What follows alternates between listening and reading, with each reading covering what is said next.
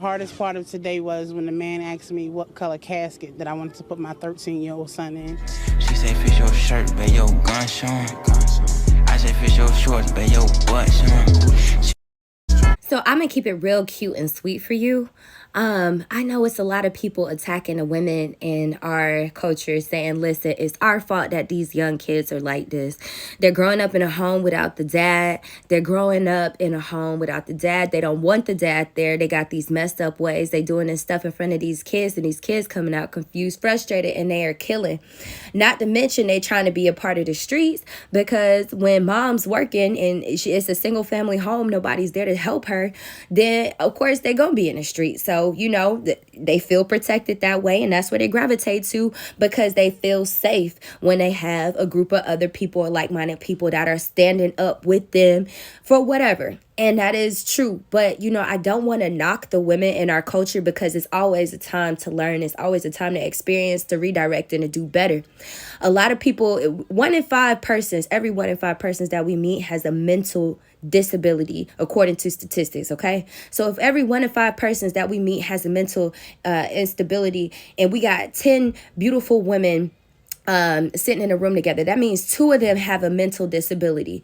Now, if these women are powerful enough to sway the rest of the women in the room, then we got everybody thinking and acting without some kind of common sense. So to say less than the least in our community, we've done what we had to do. We say the crack era came in and it took the fathers out of the home. Then we got this LGBTQ going on, and we're losing more of our proud men in a nuclear family to the streets, so to speak. The ones that ain't dying, deciding they want to be gay, and the ones that ain't out here messing with everybody and trying to be on some polygamy things. And that is what the media is portraying. And I want you to know that's not the truth. There are really good men out here, really good black men, really good men, period, out here who are willing to step up, stand up, and be there for their children.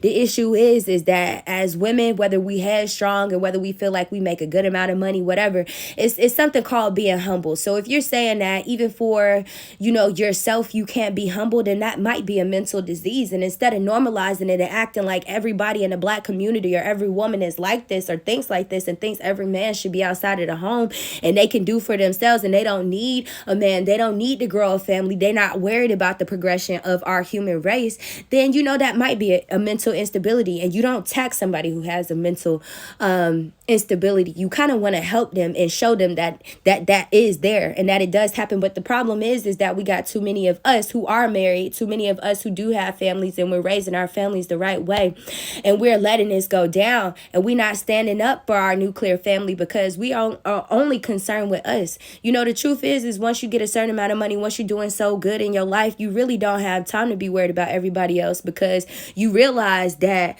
you can't save everybody. And I'm not saying you got to go out here, pray with everybody, lay hands on everybody, give everybody your money, but let them see you in a good light. Let folks see you being with your man. Let people know that it's really real out here. There are black women who care about our men, who support our children. And not saying that everybody who's raising children in a single family home, every black woman that's raising children in a single family home chose to do that. There are some people who chose to be married, chose to be in a relationship, and they got left, or their partner died, or for some reason things just didn't work out. And so but the thing is that when that happens, you don't turn around and down every black man. You don't turn around and say, oh, I hate this culture because this happened to me. Sometimes we have to pick ourselves up off the ground. We got to pull up our pants, put on our big girl underwear, and say, you know what? I was given a bad hand in life. I was dealt a bad hand in life. No, I didn't choose this. And sometimes you are going to be a victim. Everybody want to be so strong and tough, but realizing that the circumstances were not your fault will help you pick yourself up a lot faster than trying to act like you strong and you so big and bad, because then you got to tear down that wall just to get to the level of being able to say, you know what? I was dealt a bad hand. So I'm I'm not gonna knock any black woman, and I'm gonna share these fluid videos, but I do want to say these babies are being influenced. They're being influenced to get out here with these guns. They're being influenced to get out here and kill each other, to kill us and steal and do all kind of stuff that's not gonna really help them in a day-to-day life. And a lot of people feel like it's cute when they're young, but when they get old and you can't supply for them kids like that no more through their ignorant ways, and you losing your house and you losing your car because you got to constantly go to the courthouse and get somebody out on bond, it's not going to be so cute. It's not going to be so funny. I'm not judging you. I'm just asking you to please reconsider the way that you represent us. Please reconsider it. Like 50, we spanking. I got the methods, you know that I'm banking. I'm fucking that bitch, but I'm fucking that bitch down. Hold on, I fucking bitch down. I was fucking that bitch, but I left her. I was fucking that bitch, then I wet her. Down, down, down.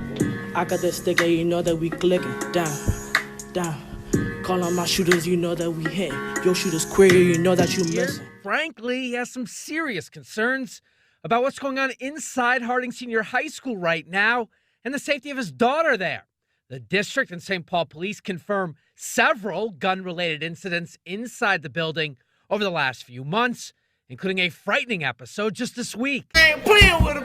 If this dumb hoe come in my camera one more time, I'm gonna break her goddamn neck. That's how I'm feeling right now. Why the white nigga? You on gangster? Well, listen up. I'll get the pump. You know me, I roll GD and show you how my blick is done. Have your family.